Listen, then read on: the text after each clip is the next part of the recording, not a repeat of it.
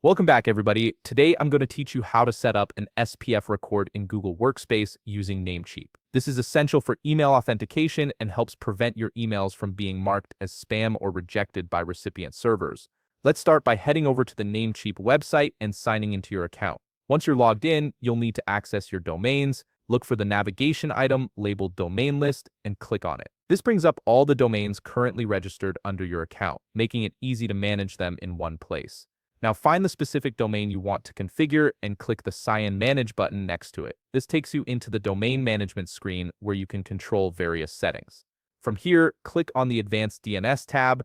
This section is where all your DNS records live, and it's exactly where we need to be to add your SPF record. Scroll down until you see the Host Records section. This is where you can view and edit all your DNS entries. To add a new record, click the ADD New Record button. A new row will appear with several fields to fill in. From the Type drop-down menu, select TXT. TXT records are used for various verification purposes, and SPF records are always added as TXT entries. In the host field, enter the S symbol. This targets your root domain, which is what you want for most SPF setups.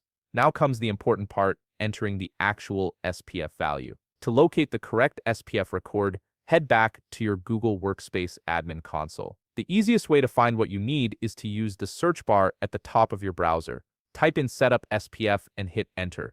You'll see results appear on the right side under Help Articles. Click the first result titled Setup SPF- Google Workspace Admin Help. Once you're on that page, scroll down until you find Step 2, Determine your SPF record. You'll see a bold parameter that reads v =sign SPF1 include _ spf.google.com.